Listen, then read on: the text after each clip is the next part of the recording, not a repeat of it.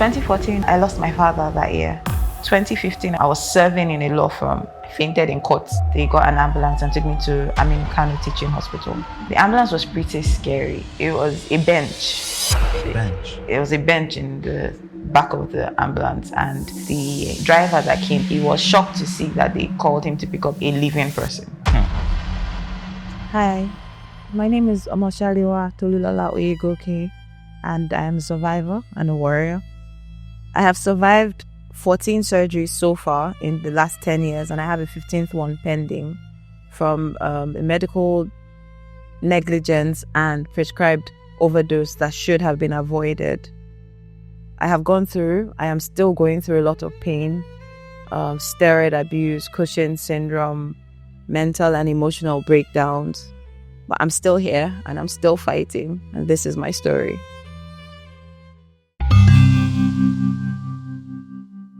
Omoshalewa, how are you doing? I'm well, thank you. So from what we understand, 2014 was when everything changed. Absolutely. Could you take us back then? What was life before everything changed? Oh, okay. 2014 was life-changing in a bunch of ways. Okay. I lost my father that year, and I'm a complete daddy's girl. That was my best friend. I had just gotten into law school, and I lost him 3 months after I got into law school. And then I had been having this intense stomach ache over and over from August.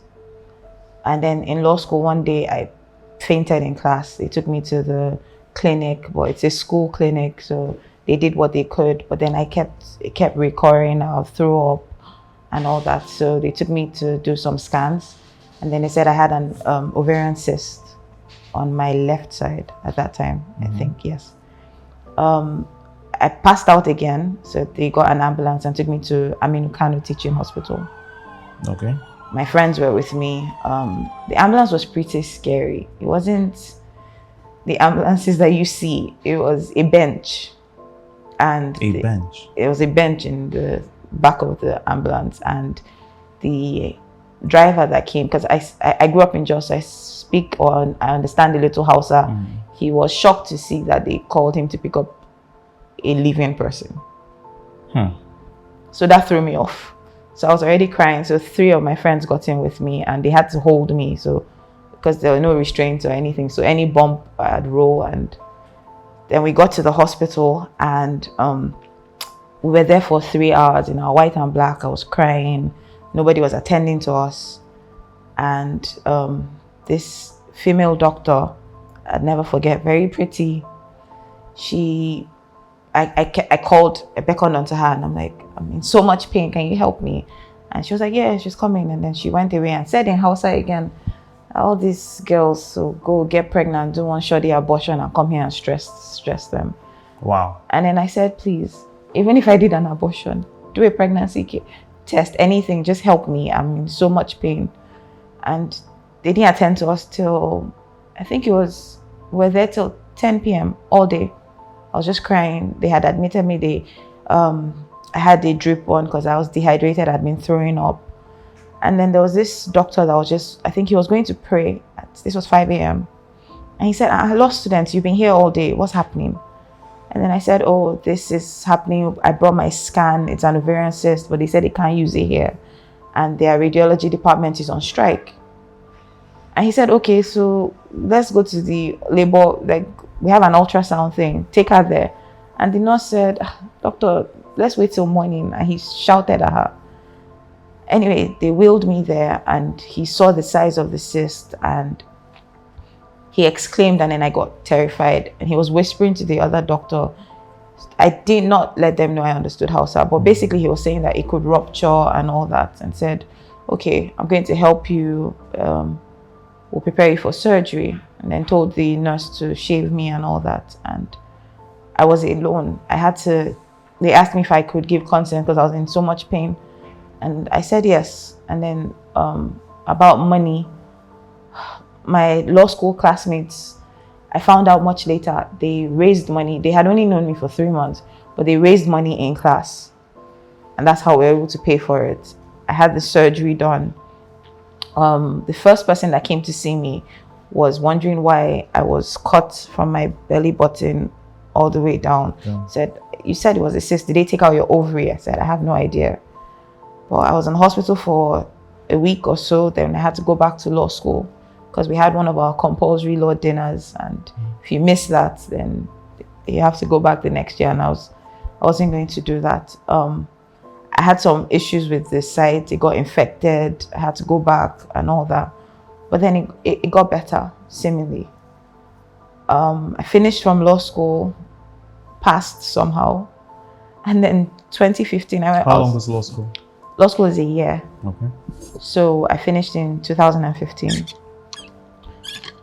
But at the time we were finishing, I had started having some stomach aches. Just I'd eat and then I'll throw up. I'll not be able to use the loo for days. Sometimes my stomach is distended, and I was pretty skinny at the time, so it would be very obvious.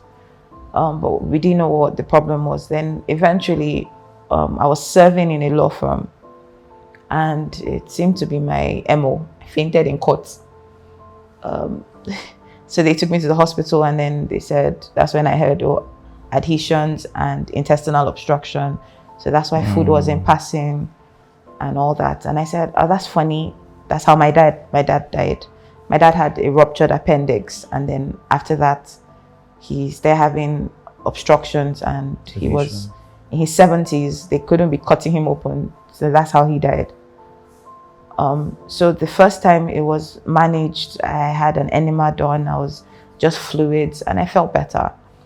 But after that, the pain would be, I don't know, I'd say on a scale of, I think my pain threshold is pretty high. But on a scale of 1 to 10, it'll be 11.5 sometimes. I'd be driving and I'd have to park because I'd not be able to see from the pain. And then in Jos, they said, okay, it was getting worse, the adhesions and all that. And then I had another cyst on the right side. So the doctor had asked me my history about my periods and all that. And I told him my periods had never been regular. And I did not mind it. It was good, I thought. So he said, okay, it might explain why I'm having cysts. This cyst is big, but it's not terrible. But since they're going to operate for the obstruction, because now I had moved from partial obstructions to, it was a complete obstruction. There was nothing they could do. They tried to put me to sleep, tried to give me morphine, nothing. I remember I was standing on the hospital bed because I did not know how to stay.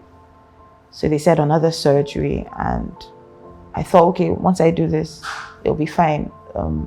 The doctor explained it to me. The surgery was for the obstruction this time? Yes, and they thought, okay, since they were going to open me up, then they might as well do this. They'll take the cyst. Okay. And the doctor explained it to me as basically scar tissue. And I said, oh, I formed keloids. Does that I've had? He said, basically, yes, that's what's happening. So we're just going to try to... It sounded simple enough. I read on it a bit. And then I had that surgery. Now, this was in Jos. After that surgery, I was good. I was good for a while. I'd say almost a year. Okay. And then the middle of 2016, it was back to the same thing. So I thought, okay, go to another hospital. Because I had done this in Juice, which was a teaching hospital, which I was terrified of because that's where my dad had issues. But I said, okay, maybe private hospital.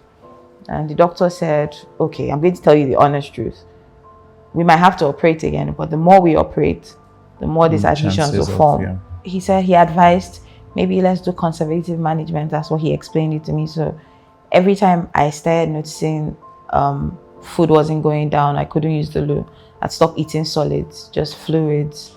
And that helped for a couple of months. But then eventually even water would not stay down. I'd be unable to move. I'd be unable to use the loo. So he said, okay, another surgery. And he said, we're going to try and do everything. And then he started complaining about the very first surgery as to how, because they cut me, the cut was so high up and it went over my belly button. So my belly button was almost sewn shut.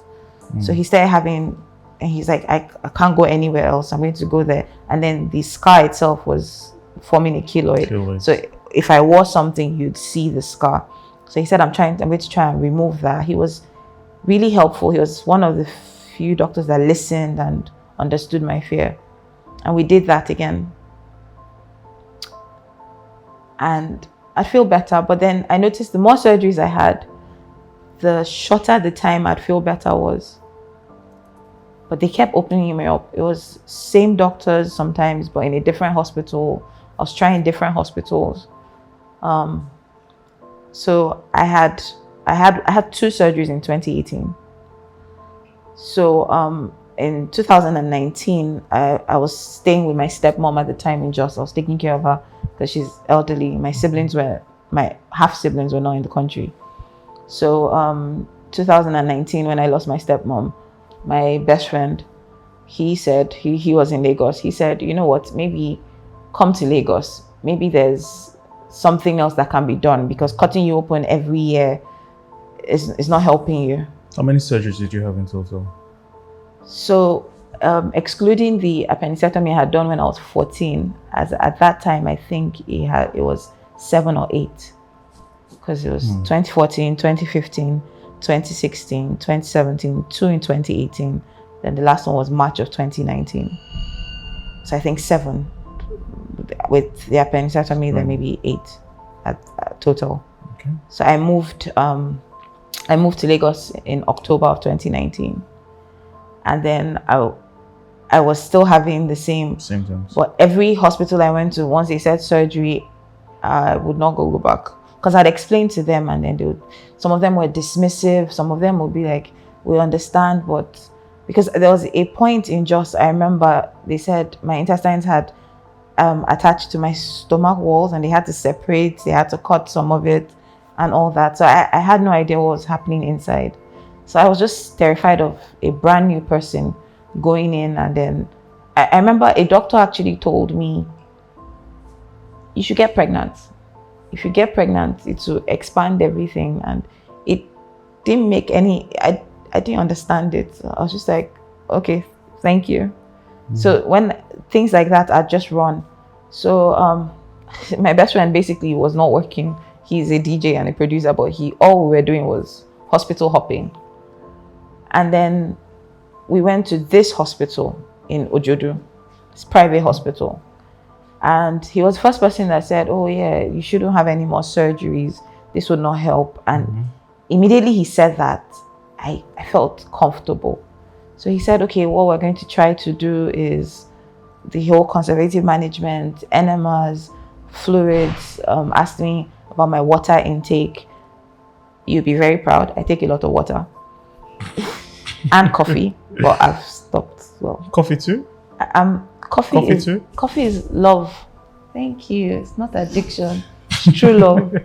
But I take a lot of water. So he had said, okay, and I said, that's perfect. But then it wasn't getting better at the whole passing out from pain. It was so inconvenient, because all through this I was working in Jos. I was working in a law firm.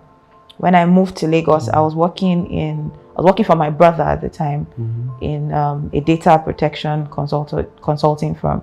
So all through this I was working. So sometimes I'd be at work and I'm throwing up and crying, and then I'm coming out to be fine.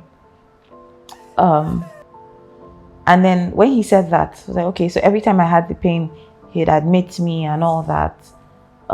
Then one time he said, okay, this was throughout COVID, it was terrible. I remember I couldn't stay by myself. I was staying with some extended family at the time, but every time there was a crisis, they would call my best friend, wherever he is. It's like, come and take care of Lola. So she's, okay, yes, so most people call me Lola too. That's one of my names. So 2020, I remember I just moved to his place. So he was taking care of me, and it was tough for me, for him. I was sad all the time because I was constantly in pain. So 2021, this doctor now said, okay, I know what we're going to do. I'm going to inject you with corticosteroids, something called Kenalog 40. I said, oh, that sounds familiar. When I had keloids in Abuja, I was injected once, I think. It didn't really help, but it reduced it. So he said, okay, so that would help with the inflammation. I really think he was saying everything I wanted to hear, because all I was hearing was no surgery. It's just injections. I'm not terrified of needles, as at that time I wasn't. So he said, okay, we're going to do that. And then if it reduces the inflammation, the adhesions will reduce. That way your intestines stop twisting and all that. And normally, when something is wrong with me, if I have a boil somewhere, I'd WebMD myself into a tumor or something. So I started reducing that. So with him, I thought, I read a little about Kenalog 40, but I just thought, okay, I saw corticosteroids. Doctors use it for inflammation and pain. I'm like, I'm not going to read anymore. I think that was my mistake. And then March of 2021, started the injections. March 2021. Yes. Okay. My best friend and I would walk to the hospital. I'd get the injections. At first, it was him, the doctor himself. He was injecting me. Then later, nurses. Then every day. Where was he injecting it into? It was my bum. Okay. Every day. So we were alternating. Kenalog 40 every day. Yes. We're alternating. So we're paying for it in packs. So we would pay for like a month, or then I remember there was a time he said, oh, the price had gone up. So if we could get the money to pay for 2 months, that time I'm going to be mentioning my best friend a lot, but his family it was him and his family. I've stolen his family, so they're mine. So they were the ones paying for this. And I remember March and then April, I felt better. I wasn't having the pain. I was eating, but as at April, this was like end of April, so it was a month and some. I noticed I started getting lighter, really light. So light that you'd see my veins and all that. And then I started getting stretch marks. My arms, my tummy, and they were not like regular green stretch marks. They were purple, and it seemed like somebody had been beating me. You could feel it. So like bruises. Yes, it looked like bruises. Yeah, exactly. Okay. And then they were everywhere. And then my face, however slim I've been, I've always had like my cheeks, but my face was swollen to the extent when I smiled, it would hurt. And then I noticed that almost immediately, and both of us, Elliot and I, went to the hospital that day. That was April. Yes, it was after my birthday. It was, I think, May, just because we had not been able to see him. And then May, and we sat in his office. Started March? Yes. Initially, he was the one giving it? Yes. And then he handed it over to the nurses. Because he's busy, and I'm coming every day anyway. You're coming every day, okay. Yes, but I wasn't seeing him. Okay. Just once in a while, I'd see him pass by, or he will come and make sure, oh, are you okay? Or in between, sometimes when I was still having some pain, he'd come and inject me with painkillers. Yes, because at that time, painkillers were not helping. And I have I don't know if it's an insane fear of addiction for painkillers. I understand. So the painkillers I'd be given, the time he gave me tramadol and all that, I was supposed to take it a certain way. I take it for 2 days, and I'm like, And then he'd be like, if you don't take it the proper way, I'm like, yeah, but what if one day I wake up and I can't do without it? So, but there was a time pentazocine and all that wasn't helping. At the time I was in so much pain, I think it was morphine helped a little, but then they would expect me to sleep, and in 15 minutes I'm just like, it was better, but I think the pain is coming back. So he'd manage that period. But when I went to him that day, I insisted. I said, we have to see you, because I could notice the symptoms. My best friend could see them, but he noticed the stretch marks and all that, but he didn't think I was adding weight. I guess because he was with me. Because those are like signs of a steroid excess. I also wasn't sleeping. I've never had a great sleeping habit, but I was not able to sleep. I'll just be awake. I'll be exhausted, but I wasn't sleeping. Sleep. Yes. So, And then you had demanded that you were supposed to see him. yes, we had gone the day before. He wasn't around, or he was in surgery or something. So the next day, because my injections were evening, like 5 thereabout. So the next day we went early, and then he said, "Oh, okay, is there a problem?" And then I said, "I'm getting lighter." He asked you if there was a problem. Yeah, he said, "Is there a problem?" Like, because I insisted. Okay. Pause. Let's go back again. Before you started the Kenalog 40, did he explain to you in detail what the drugs were for, what they were supposed to do, and what the possible side effects were supposed to do? No, he told me, I think he told me what it would do about the inflammation and all that. Yeah. And then he said some people get lighter. Well, that's what he said? Yeah, he said some people get lighter, but you ladies don't mind that. Ha ha ha. Wow. That was the only thing. Not the other serious side effects? There was no. I had no idea. I think if he had mentioned one, I would have gone down. Exactly. I would have done a deep dive. There was nothing. And then because of, what you mentioned earlier about him telling you what you wanted to hear. Yes, it I was sort of comfortable. reduced your... All my guards were down. This was a safe place. This is somebody that understood. I was tired of being cut open. This was one person that, I had gone to a hospital just before that I was in pain and all that. And the first thing this man did was, he was giving my best friend bill and my best friend was like, "You haven't looked at, you don't know what's wrong with her." But he's like, "Yes, but the surgery, and then you deposit." And then I was just like, "Please remove this cannula first. Thank you. I feel better. I'm healed. Just let me go." So it was immediately after that experience, I met him and he had listened. And I think another reason I was comfortable was he was, at that time, he was my best friend's neighbor. So it was his wife that had seen him carry me one day to the hospital and said, "Oh, my husband is a doctor. Why don't you people go to his hospital?" So I think all that, I just thought, we don't know each other, but we're now neighbors sort of. So obviously he will give me the best possible care. Yeah. And he did not seem so money driven at the time. It's like, we're going to pay. He doesn't think we're running away. If we say, "Oh, we couldn't pay today because there was a transfer issue," it's like, okay. So it just seemed like I thought he cared about me. So I was too comfortable. Okay. So back to the side effects and you demanding to see him. Yes. So initially you had noticed you were getting lighter. The purple stretch marks were already happening. I don't want to call it the medical name so that stretch mark. It just looked like they flogged me with koboko. The purple stretch marks. Your face was getting round, and I was adding some weight. This is where you started to add I noticed that I was adding weight. And then you demanded to see him. Yes. What happened after? So we sat down there, and I remember I was upset. So I was like, "So I've not slept. I'm getting lighter." I was showing him all the veins. I'm like, "My veins don't show." Normally, I said, "I'm seeing," and then it looked like my skin was translucent. I didn't see me lighter. Yes.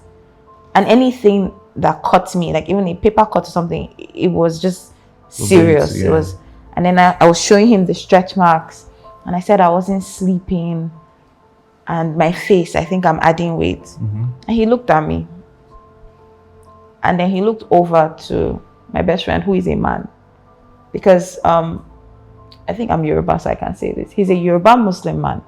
So I know there's a way he used to talk over me. He'll rather talk to my friend than me. And talk to you, the patient? Yes. At the time, I think he thought we were dating. So he's just like, tell your woman. Like, I'm talking, and I know I'm a very expressive person, but so he looked at me and then he said, "See, tell her, does she want to leave or she wants to be beautiful? Because what's all this complaint about adding weight?" And I was speech. I sat down and I was just crying. And even Elliot was just like, "Wow, sir, but that's not what she's saying." He now said, if it's stretch marks, if it's stretch marks, there's this cream I'll give you in 2 weeks to go, if that's your problem. I was like, okay. He said, very soon, all this one, it's because we're just giving you the injection now. Is your stomach better? I said, yes, sir. Are you vomiting? No, sir. He said, hey, see, I have theater. And he left us in his room, in his office. So we thought, okay, since we're here now, instead of coming back in the evening, might as well just take the injections. So I did. Now, by May, we noticed that I had, well, we didn't know there were abscesses, but I had injuries. So I noticed there were injuries on, because even though they were alternating, it's still every day. And I was taking other injections for pain and others. I remember asking, can I take some on my thigh? And so they started giving me the pain injections on my thigh. And finding my veins has always been tricky with most doctors. So they would say, okay, for the pentacillin, for instance, they would try and find a line and give me that. But the other injections, just give you so when we noticed the injuries, it was getting worse. They were not closing up. So I remember saying, I think maybe it's too many cooks that are spoiling the broth, because every day is a different nurse. Sometimes they're going high up. Sometimes they were injecting me all the way up to almost my back. It wasn't in my bum, because I think the nurse would tell me, okay, I'll take my clothes down, and she sees all these injuries, and she just goes higher up. She just goes higher up. So I had sores up to my back, and then it was getting worse. And at this time, I think in June was when the weight gain. When it started, I think I was weighing 72 kg thereabout. In March? Yes, in March. Okay. And now this is June. I was terrified to check, and that was not my heaviest. But when I checked, I was about 115, 116 from March to June, thereabout. My stomach was so big that getting up was a problem. I have asthma. My breathing was, when I'm lying down, is a problem. But I noticed throughout this period when I was getting Kenalog, I wasn't having any attacks. My breathing was pretty good. But when I'm lying down, it's like my stomach is making my breast choke me. And then getting up was a problem. If I was standing up, I couldn't see my feet because my tummy was huge. And then walking I couldn't walk to the hospital anymore. It was a short distance before, it seemed like. But then when we're walking, my friend noticed that I'm leaning back because I couldn't walk for that long. And I remember that period, he saw me one of the days I came for the injection. He was like, horrible. The same doctor. He said horrible, and then I started crying. And he said, why are you crying? All these things will go. Jesus Christ. And it was then, at this point, I started acting out of character. Okay. My friend would say, because I was staying with him, I was always angry. I was moody. Things I was saying, hurtful things to him. I still don't remember some because he had refused to tell me some. But he said, joking about roid rage. I would say some things. I would storm out in the rain and go and faint just because I'm angry. I had these really bad mood swings. At the time, I had just cut my hair because my hair was relaxed. My hair started falling out in clumps. It was just, I'd wake up. This was in June? Yes, June, July. My hair June. It was June. June. Yes. My hair was falling out. My face was so swollen, you couldn't see my ears. That's Cushing Syndrome. At the time, I did not know that. Oh yeah, and I had the hump. That's Cushing Syndrome. Yes. So at that time, Elliot's mom was, she had called. Sorry. Yeah. Sorry. You gained over 40 kg in 3 months or less. Yes. And the doctor who was responsible for your care called you horrible. He joked about, he even pulled your cheeks. Yeah, horrible. You're not horrible. Elliot's mom, please. Yes. So Elliot's mom had called. She had called because Elliot was protecting everybody from how bad it was. He was handling it on his own. So his mom called, video call, one of those days, and she saw my face. She said, "You guys did not say it was this bad." So she started calling doctors that she knew. So she called a doctor friend of hers that is in America. He's Nigerian or Cameroonian, I think. He's in Nigeria. So I think she was crying. She told him that this is my daughter. I don't know what's happening. And then he said, okay, I can get on a Zoom call with her. And then once he saw my face, he said, can I see a picture of you recently? And then we showed him. He was like, this is Cushing's. It's Cushing's. Like, he just said that. And I was like, oh, okay, sir. Okay. Cushing's doesn't sound so bad. I mean, I sound like I'm a Cushing.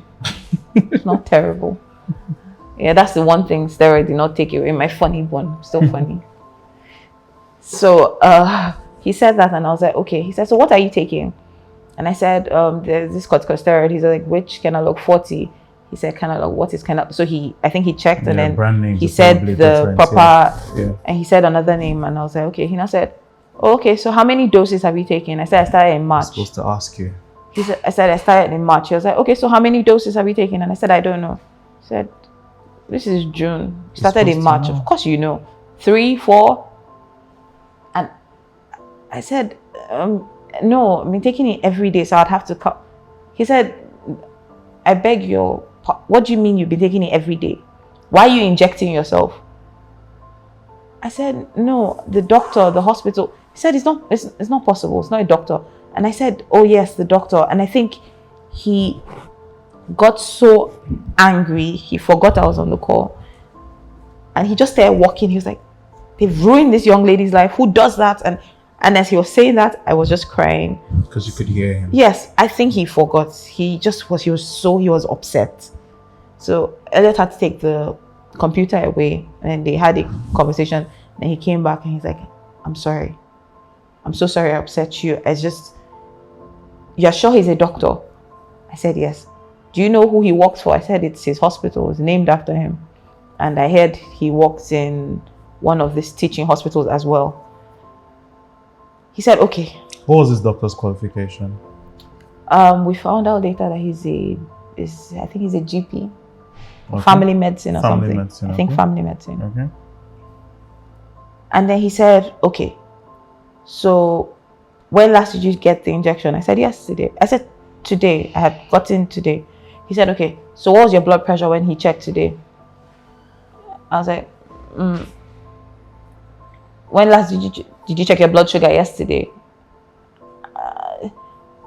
He was like, you're taking this every day and nobody's checking your blood pressure or sugar or anything.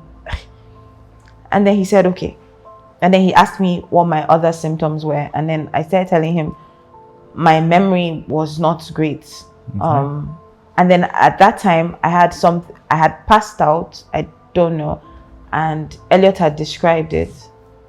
And it was a seizure or something. So after your conversation with this other doctor, yes, what happened next? We spent that whole night researching, and we're terrified because everything was accurate except, okay, I think I missed something. The first time I had this seizure, it was in my sleep. Oh yes, you mentioned that, Elliot mentioned that you passed out. in my sleep. He said Elliot is here in the studio, Abby. Yes, he is. Please camera pan to him so that everybody can see. Yeah. Elliot, also known as DJ Crazy. But yeah. Yeah. So he said it was in my sleep. He woke up and I was shaking.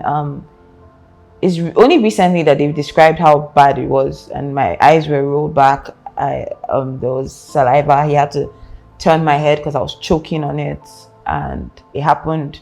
And I rolled off the bed. He had to hold me and all that.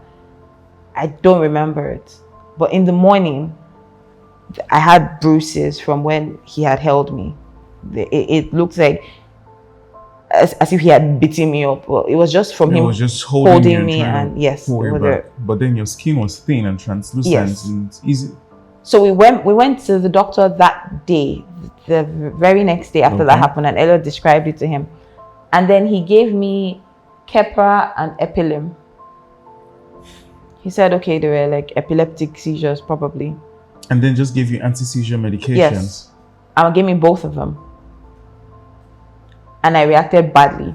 Did he try to investigate what the causes of the seizures were? No. And that was the first time you were having a seizure? Yeah. And the first thing to put you on, not a MRI scan, no form of investigation whatsoever, they just give you Keppra and Epilum? Yes.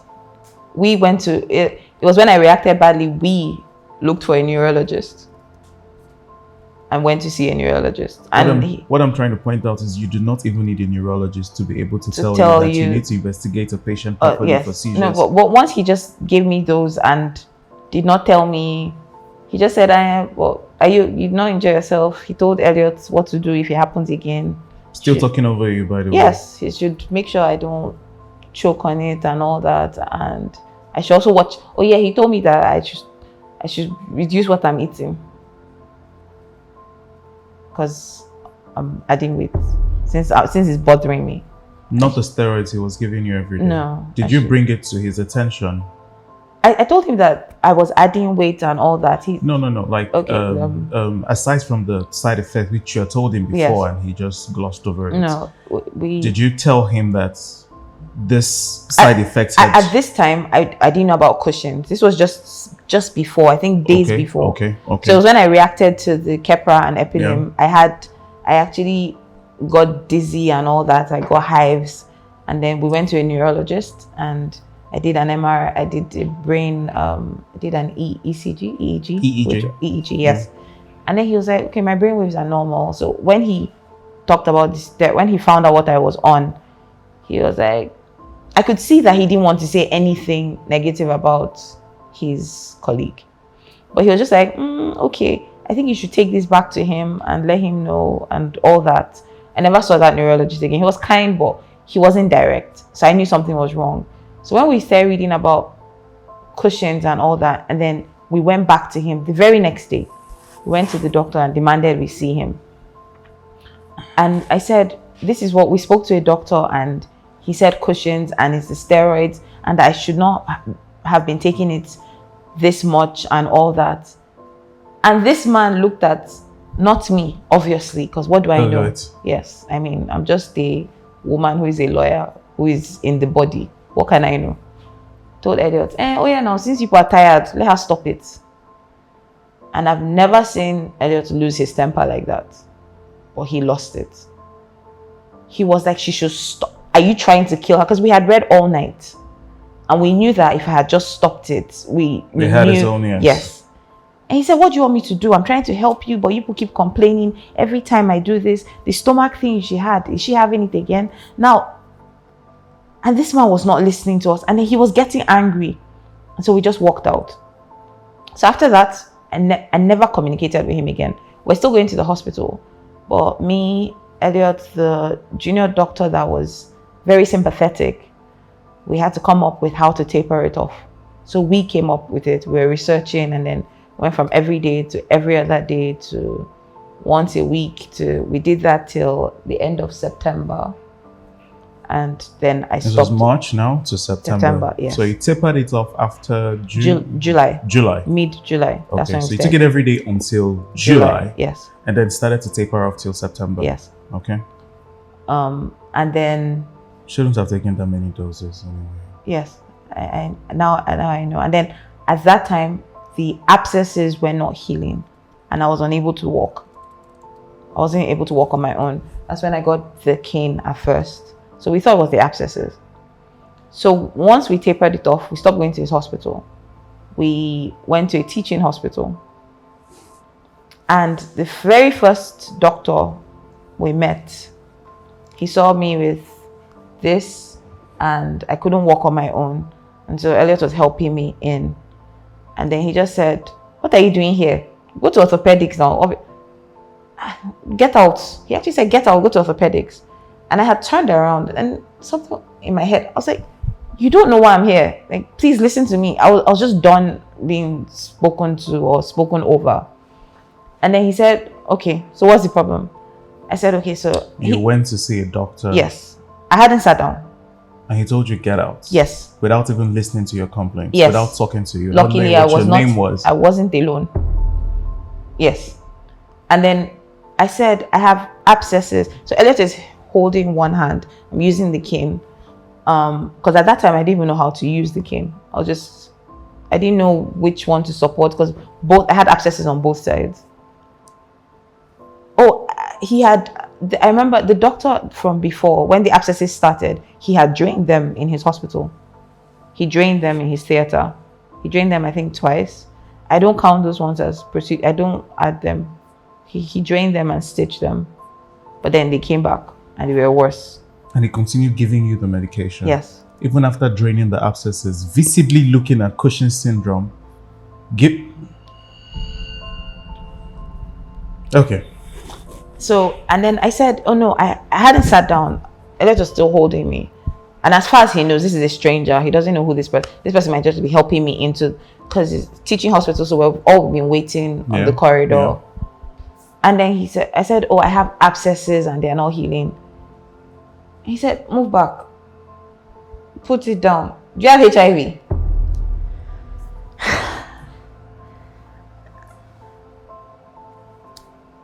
I said, if I do, am I not in the right place? Because I was mad. And then he said, okay, what is it? I said, I'm taking injections. And I said, can you stop talking to me like this? You don't even know who this is.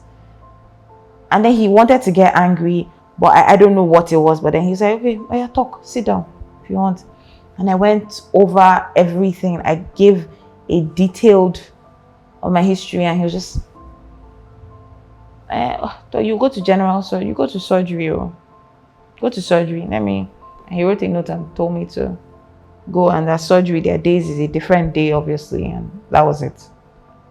The next time we came, we met 2 other doctors, and they were not overly kind, but they were just human. And just because of that, I just started crying. Because at this time, my emotions were not regulated at all. I would cry, I would laugh for no reason. I was just all over the place. And then I said, thank you so much for being, the last time I came, this doctor, and then they went through my file, and then both of them gave each other a look like, oh yeah, of course, expected. Then we went finally got an appointment for general surgery and all that. Told me to go, and I had to do a sonogram. They wanted to see how deep it was. I did x-rays, all that. And then we pushed, and then I had, they said, okay, I was going to have a surgery in the teaching hospital. And then when we checked, I had to see an endocrinologist there who was also very dismissive. Checked my cortisol. My cortisol was ridiculous. I was pre-diabetic. My blood pressure was out. It was over the roof. I remember the nurse checked it 3 times. Because she was like, you came here by yourself? And I said, yes. I said, yeah. Are you dizzy? Have you fainted? And at this time now, I was having those seizures, and I'd have them wake up. I would not recognize Elliot. I'd not know a bunch of things. When I was really young, I could speak Idoma. That's my mom's language. Yeah. I can't speak Idoma now. But they said I was speaking Idoma then, when I'd wake up sometimes. Or sometimes I'd ask for my dad, or I think I'm in Jos. Or I was not present. But I really don't remember all this. Did you suffer memory loss at any point? Yes. And my brain was fuzz. I'd not remember a word, or I used to write, I'd struggle. Sometimes my password for my phone, I'd just keep staring at it, trying to remember it. And nothing. One time, I said I looked in the mirror. I had just woken up, I went to the bathroom, and then I looked in the mirror and I started screaming because, who is this? I looked completely different. I was not recognizable at all. I did not look like me at all. So I was having all that, and then they said, okay, surgery, but because of my cortisol and all that, they would not advise general anesthesia. They're going to do a spinal and epidural and all that. Now, to find my veins at this point was now almost impossible. They poked me that day for the surgery maybe 14 times. What surgery were they trying to do now? The gluteal abscess to remove them. Yes, because we were sure that that's why I couldn't walk. So when they did the surgery, I had complications there because there were so many people in the theater. and they were talking about politics. They were talking about election that period. And it was the anesthetist that was on duty before who had managed to get a vein. He managed to get 2 lines. So as he was leaving the theater, thank God, he saw Elliot and he said, where's your sister, your girlfriend? Where is she? He said, oh, she's inside. So, oh, they started the surgery. Elliot said, I believe so. Nobody has said anything to me. He said, let me just check on her. And he went in. And I remember I was passing out. I was dizzy. And I just heard a voice. He was just screaming, like, all of you, shut up, like, keep quiet. And then they did. And all these machines were going all off. over the place. And they did not know. And then they had to epinephrine, adrenaline. I just knew they were injecting me with things. And then somebody said, because my dad used to call me Shalewa. Most people call me Lola or Tolu Lola. So one of the doctors said, they were slapping me awake. And one of the doctors said, oh, I heard her bobo outside. That's Elliot calling her Shalewa baby. And then told all the house officers, start singing. That was one of the funniest things that's happened to me in the theater. Shalewa baby, wake up. And then that's what they were doing. At the time they were doing this, apparently one of them ran to Elliot and told him to sign consent because we hadn't. And Elliot was like, but they've been inside for over almost an hour. He said, and just sign in now. If you don't sign in now, they can't start the surgery. He said he knew something was off, but then the pressure, so he signed it. So it's when I came out, I told him the anesthetist had come out and Elliot just knew he was shouting at people. He didn't know what had happened. So I was in the ward and they said they couldn't stitch it. My skin was so thin and all that, and it was really deep. And there was pus in it, so they left them open and then stuffed gauze. So I was dressing it and all. First night I was seeing a psychiatrist at this time because I had tried to take my life. I was seeing a psychiatrist there, and please take us back. When did you try to take your life?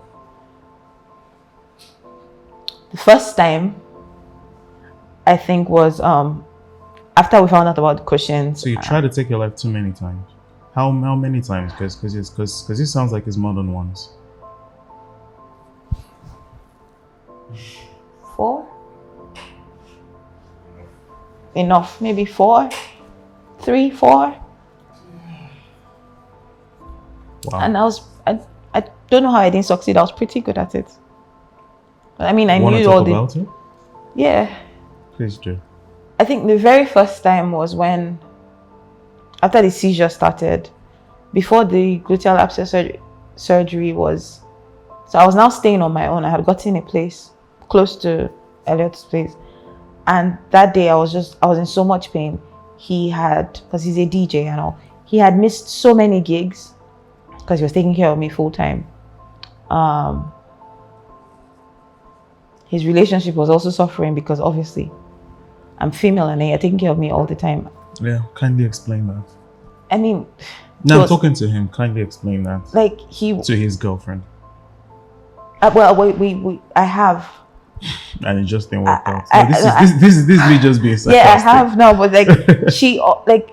I mean, I can't blame her. Nobody knew, and the thing is, he's trying to protect you. Yes, and one of my worst fears is to be a burden or a liability. So everybody used to say I'd pretend I can be the life of the party when I'm going through the worst, because I just don't want anybody to ever say, yeah, burden, yeah, liability. So it could be terrible, but I'm powering through it. So I think the very first time I caused a fight out of nowhere with Elliot, I think I don't remember the details of it, but I got physical. I was hitting him. I was like, get out of my house. What happened? I just don't want you here. You're not helping me. I don't need you. I'm a lawyer. I'm a Nigerian. If I had died in that house and he was in the house, there will be no investigation. He has hair. He has dreads. That's it. Prison, straight. He's a DJ producer. It's going to now be air quotes. So obviously it's ritual. So I wanted him out of my house, and he had my spare keys. I collected my keys. It was the worst fight. And he's a very Fortunately or unfortunately for me, he's a very principled person. Can't talk to him, he doesn't disrespect, manipulate, all that. So I knew all the buttons, and then he was angry because it was from nowhere. And I kicked him out of my house and locked the door, and he left. Now from he said, as he went home, and he was so angry, and he was like, you know what, that's it, I'm going to leave her alone, maybe she needs space. He said he dozed off, and he felt like something kicked him awake, like, go to Lola's house now. And he's like, she's just being like, she'll be fine, I'll check on her tomorrow. And it was really late and it was raining. And then he came to my house, and I do not know how he opened the door. I drank bleach. It was nasty, but I was taking the bleach. Then when I couldn't take it down, I'll take sugar. I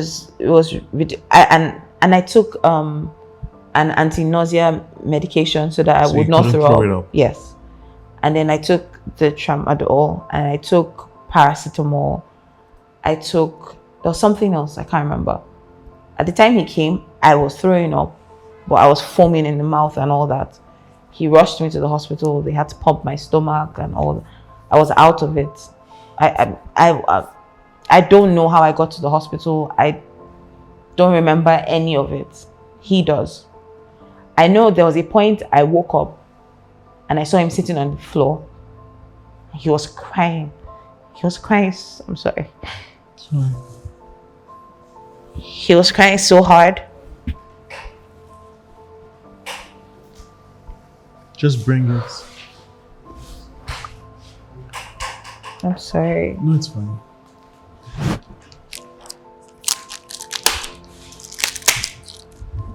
Thank you. Probably take more than one. Yeah. I just remember him sitting on the floor crying and just looking. There were so many people around me. There was something down my throat, but that memory, and the sad thing was, all I thought about at that point was, you could not even do this well. Because if I was gone, I'd not see him crying like that, and it would be one less burden out of the way. So that was the first time.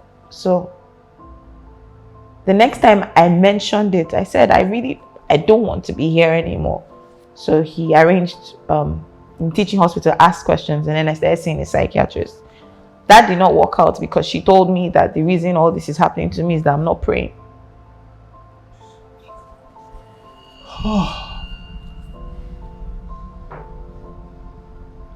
We had 5 sessions. By the 3rd session, I knew what to tell her. When I came, she was like, are you okay? I was like, I had a horrible night before. I said, I'm fine. She said, yeah, you look good. Did you sleep? Yes. She said, what did you do? I said, I prayed. I read my Bible. She's like, you see, that's it. I'm like, yeah. And then she started sending me Bible verses and all that. I'm a Christian, but I blocked her. And after that, the last 2 sessions, I saw her. They had put me on. There was an antidepressant they put me on. She stopped it. She said, because I just needed to. So we stopped seeing her. So when they admitted me, they already knew my history because it was the same hospital. Yeah. So the first night they admitted me was the female surgical ward. My primary caregiver is a man, can't sleep over. So he'd stay till 12 midnight, go, then come back like 5 a.m., 6 a.m. First night, I did not sleep because I knew these things were open and there were rats running under my bed. I kept thinking, if I sleep, a rat will burrow into and then God knows what will happen. Plus, the other people there had told me that I was so lucky because the lady that had my bed the night before, the fan had fallen on her. So I did not sleep. I was there for 3 days. The surgeon and the psychiatrist said they have to discharge me. My blood pressure was everything. They tried to make me sleep. I remember this nurse, this amazing nurse, she was like, don't worry, I'll give you something to sleep. And we're trying to tell her. And then she diluted pentacillin. I think she diluted 30. And I was telling her, I was like, I'm not a drug addict, but this will not do anything. She obviously. And then she gave it to me. She was like 15 minutes and she came back and I was still crying.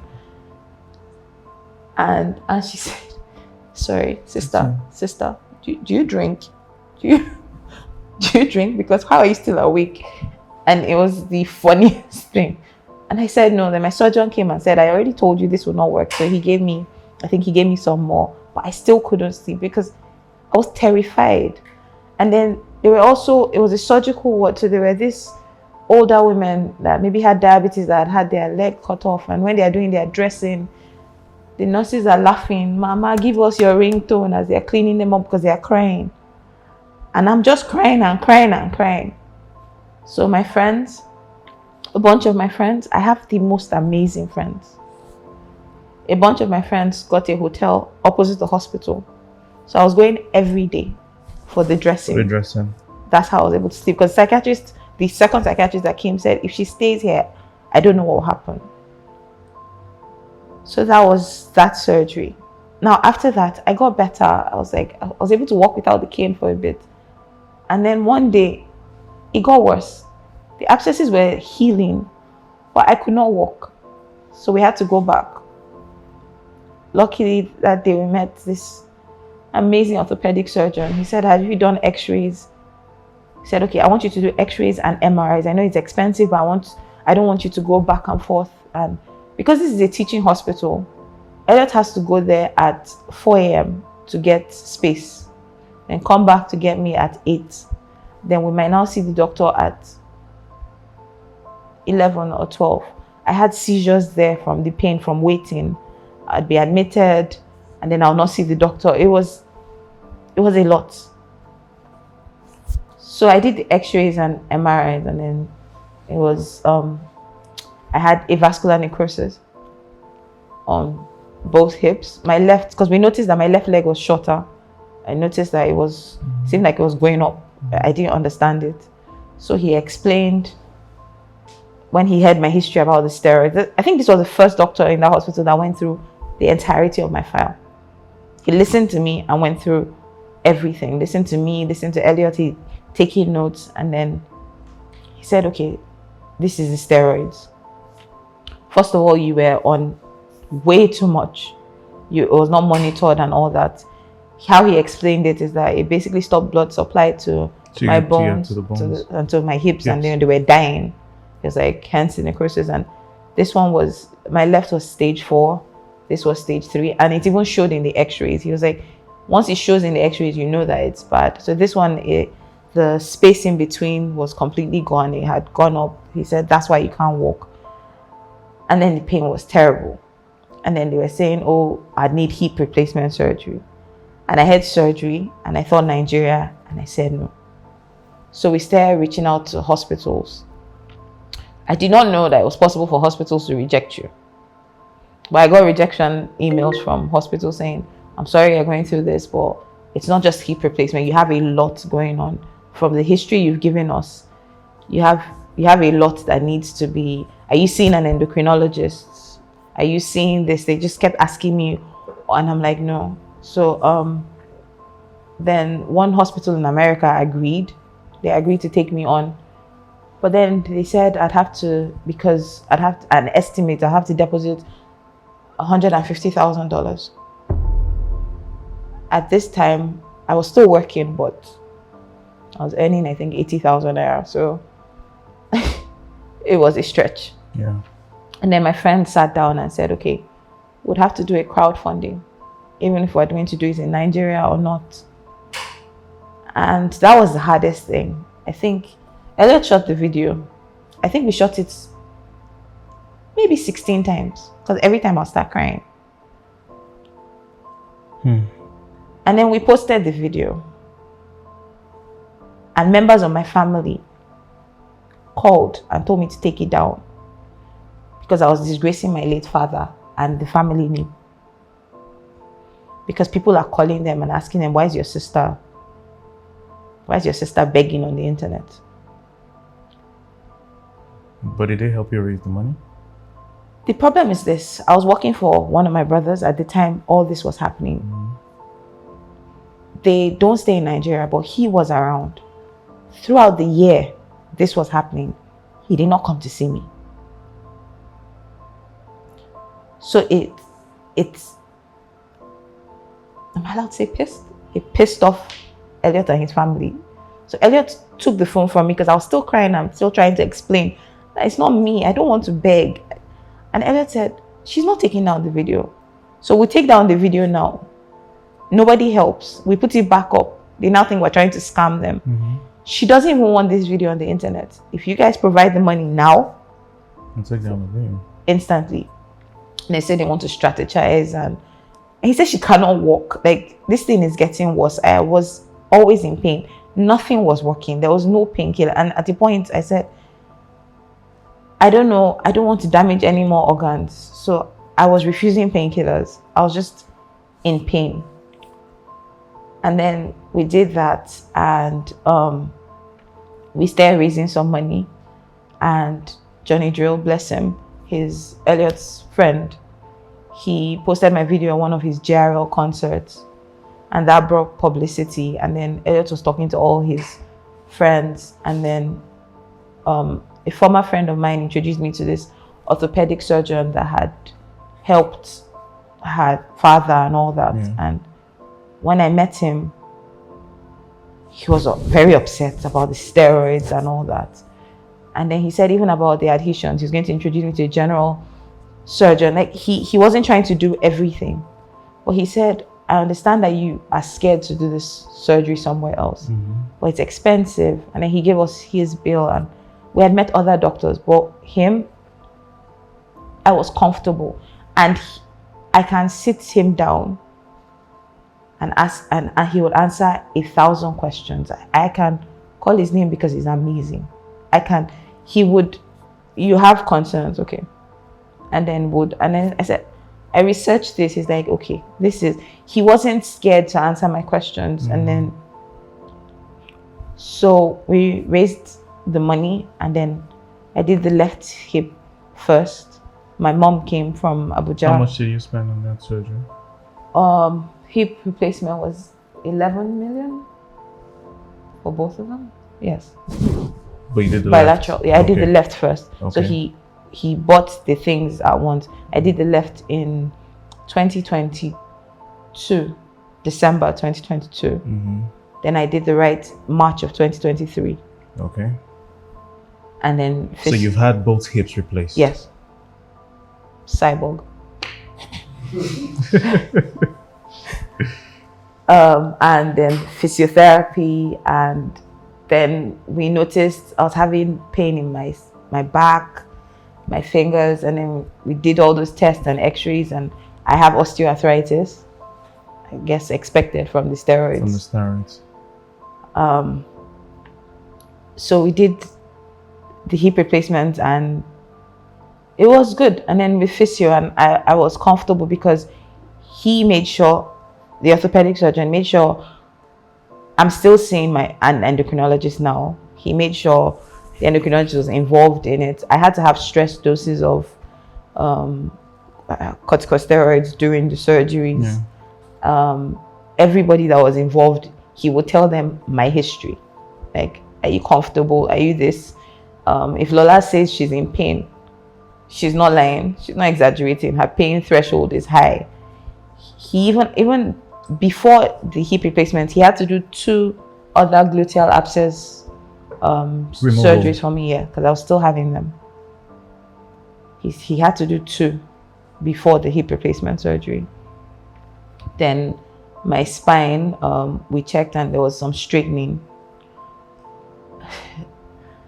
At the time we checked, we didn't check at my highest weight, but by the time we checked in, I think August, my weight was 132, 126 or 132 kg. That was the highest weight, from 72 to 132.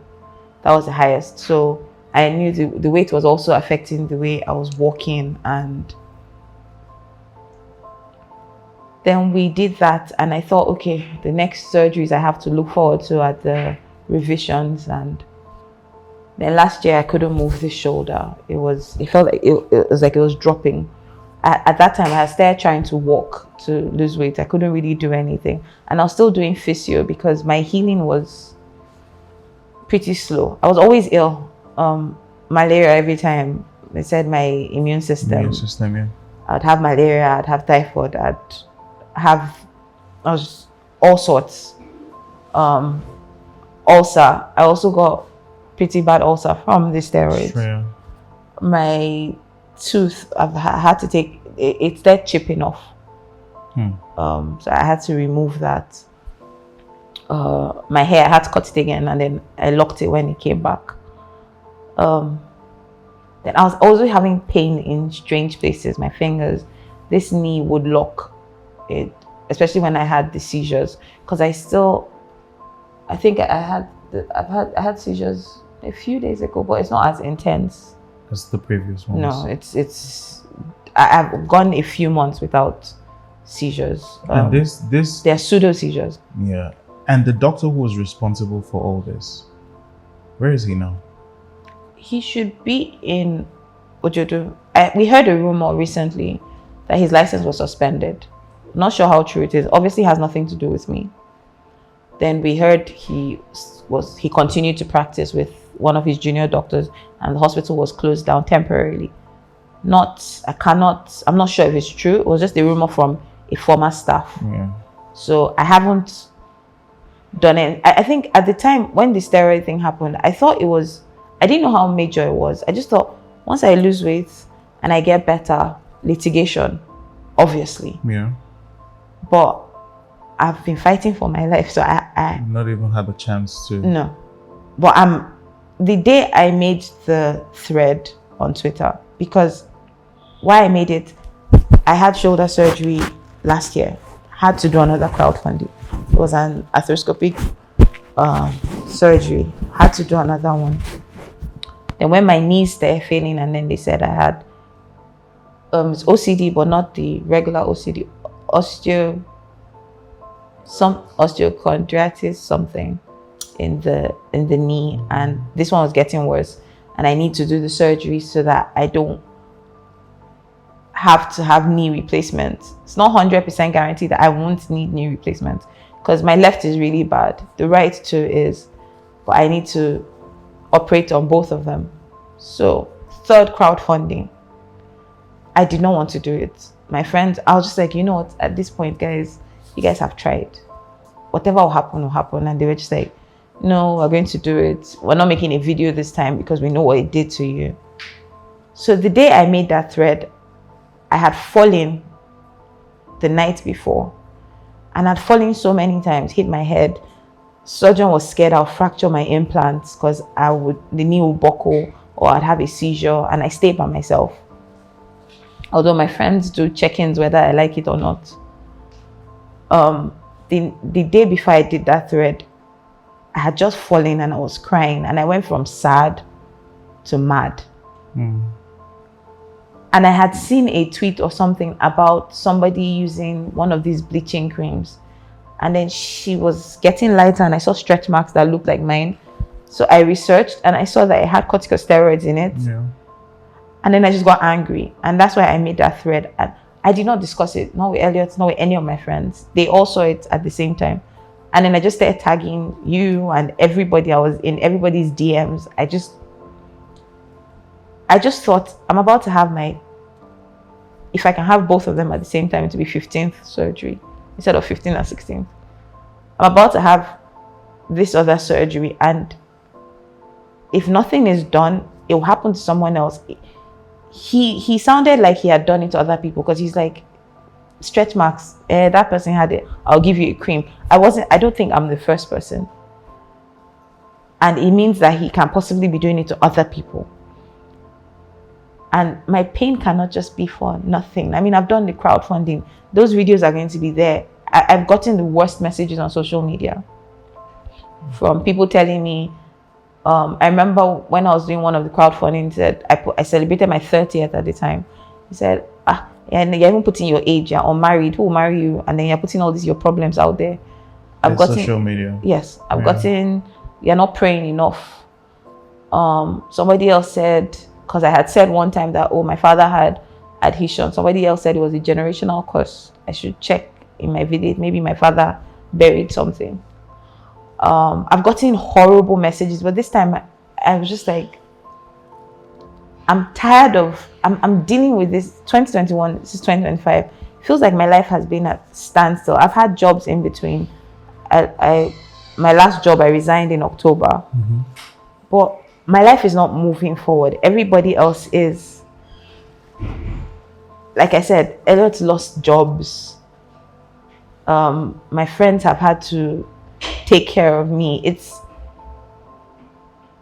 I've been a burden, whether they say no or not.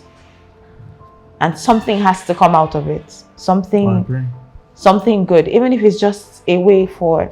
Another reason I was scared to talk is because I know I will need healthcare, and this is Nigeria. What if doctors start avoiding me because I've spoken? What if doctors see me as a potential troublemaker simply because I've spoken? I'm terrified of that even now. There's a lot that needs to be changed. A lot.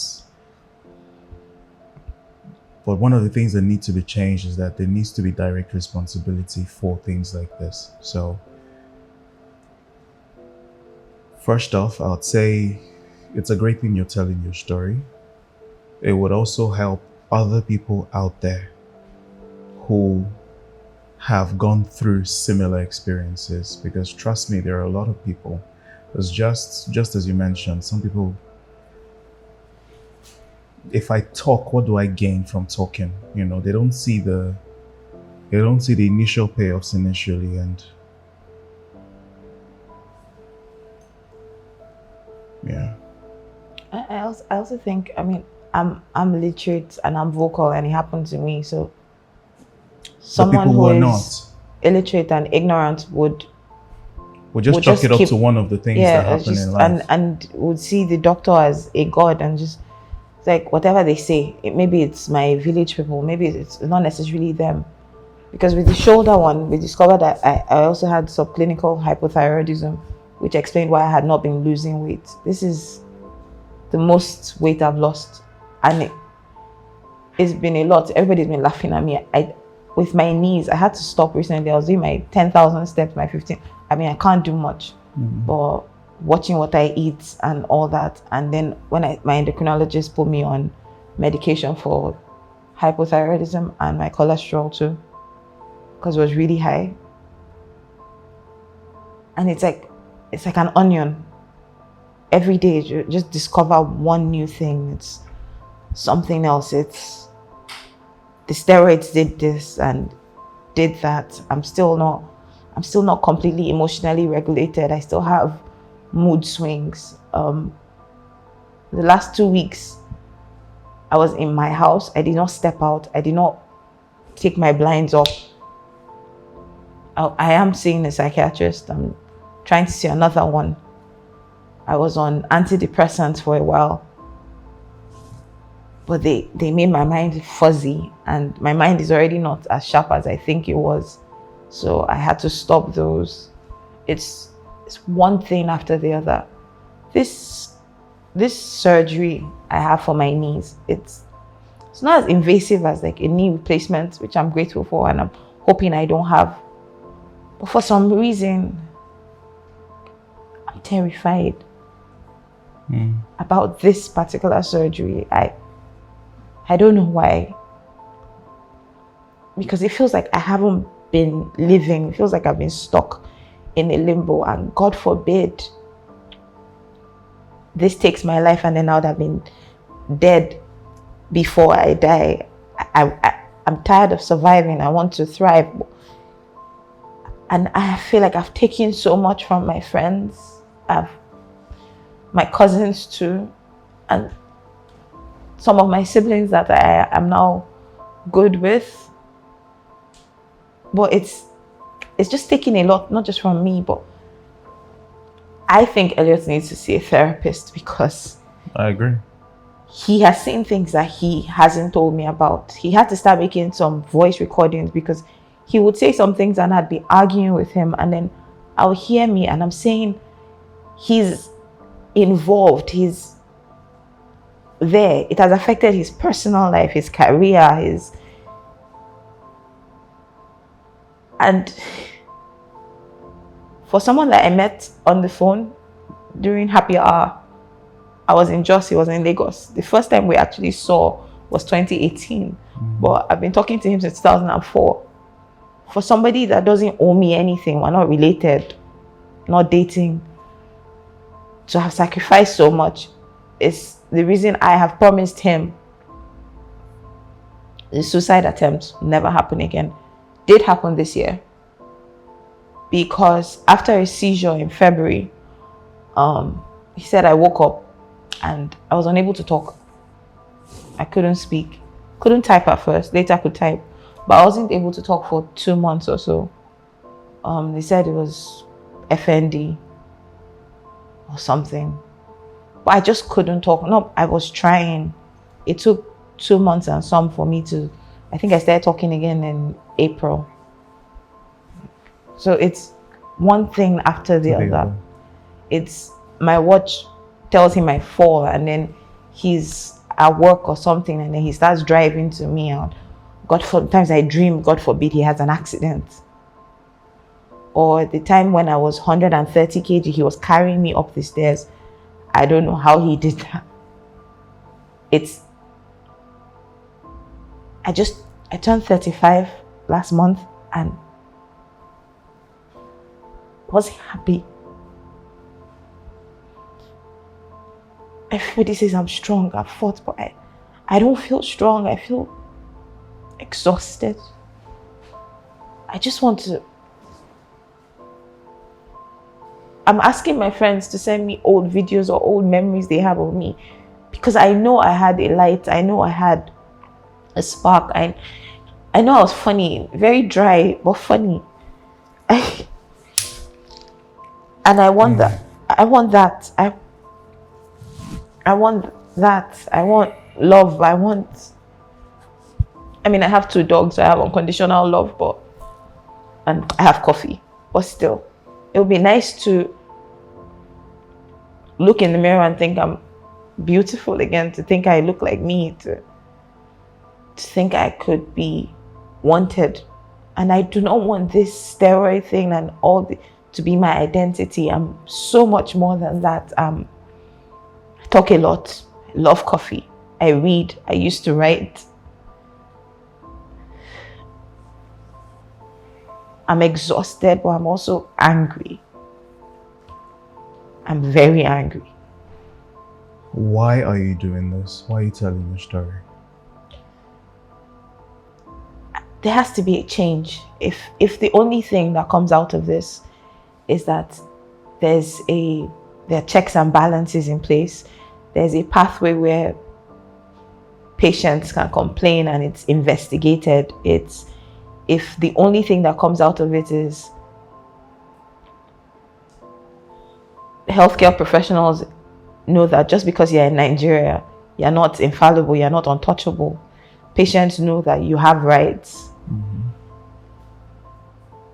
That all this pain, it would have purpose. I'll be fine. But there has to be a change. Something has to happen. There has to be a way to get to the council, to get to not everybody can afford. I'm a lawyer, so I know how the judicial system is. I know how long. My very first case was a land matter that happened before I was born. So I know how long these cases can be. So not everybody has that option. So there has to be something else that Nkechi can access. There has to be something. If that's the only reason I'm mad, I'm mad at the doctor that did this because he did not take any responsibility. But it's not just him. Still hasn't taken responsibility. No. But it's not just him. And I pray this does not affect my healthcare going forward. I pray doctors are not terrified of helping me, because I've also met amazing doctors that have saved my life over and over again. But something has to be done. My dad died also because of negligence. That's personal. Then me. Then seeing my friends' lives affected because of this. No, something has to give. So, 14 surgeries. Pain. Misdiagnosis. hospital stays? It might be more than 14. I don't count. Might be more than 14. I don't count the lipoma removal and all that. Those ones are minor. At least 14 surgeries. Yeah. Pain. Symptoms everywhere. Mm-hmm. Honestly, what has kept you holding on? What's the one thing that's kept you going? Not to be cliche, but Yeah. God. Because I can't do this without him. God, my friends, and that he doesn't know, it's probably going to hear it for the first time. That vision of Elliot on the floor crying, whenever I want to give up, I think about that, and I cannot put one of my best friends, and I cannot imagine giving up, and that pain.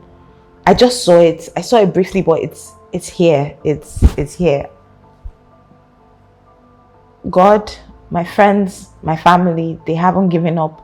And then strangers, during my crowdfunding, even this one, sometimes I get alerts of 250 naira and I cry because that person might have had 500 naira to their name. I'm a stranger. I might be scamming them. But they sacrificed it, sent it to me, and then put a remark. We're with you. God bless you. If all those people don't give up, and if God has kept me this long, there has to be a reason. I can't stop, won't stop. I don't have a choice. So we'll slowly round off, but I'll ask you this one question. If there's one thing you could change about the Nigerian healthcare system, what would it be? Just one thing. Healthcare professionals not being defensive when you ask questions.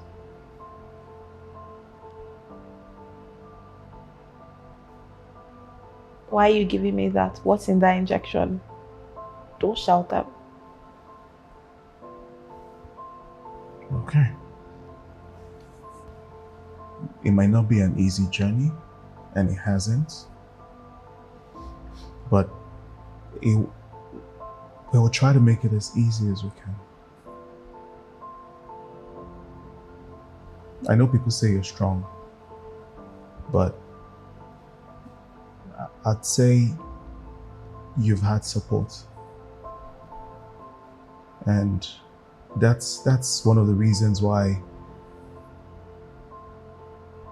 people succeed. Support.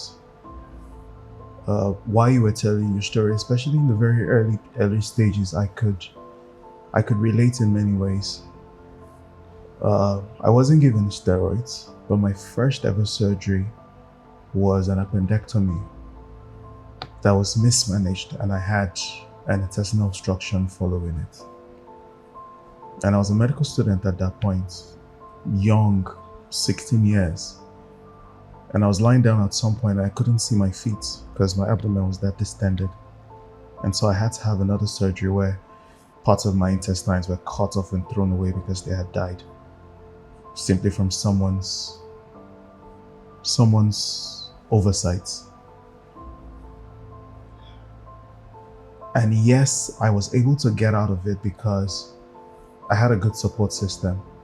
My dad had to fly down to school and get me to another hospital. We had to borrow funds in order to pay for my next surgery. But then there is the average person on the streets who doesn't have that quote unquote luxury. And from experience, some of these things could just be written off as it just happened. The Nkechis and Yemekas out there don't have to suffer the same worse fates simply because they don't have anyone to fight for them. So whether you like it or not, Shalewa, you're fighting for the people who may not have a voice to speak, and they're speaking through you right now. Thank you. Thank you. Thank you. So I learned you're currently crowdfunding. How much do you need for the surgery now? 10 million. 10 million. How much have you raised so far? Halfway. 5 point something. Do you mind if we put your GoFundMe link somewhere in this video? Yes, please. We will. Thank We you. will. If it's one of our ways to support you and what you're doing. And we'll also see what the 100K Club can do about your case. Personally, I'm honored that you've decided to use our platform to share your story. And that's because I know that conversations in one way or the other inspire change. And this might just be one of those conversations that do. I don't want a situation where we're just telling stories for the sake of storytelling. I'm tired of that. I'm tired of chasing the latest trends. Not that I do, but it's, to me, sickening that always happens. We want to use stories to inspire change. And so I'm honored that you've decided to use our platform to tell your story. I also want to tell you that I am standing behind and beside you in this. You just let us know what you need.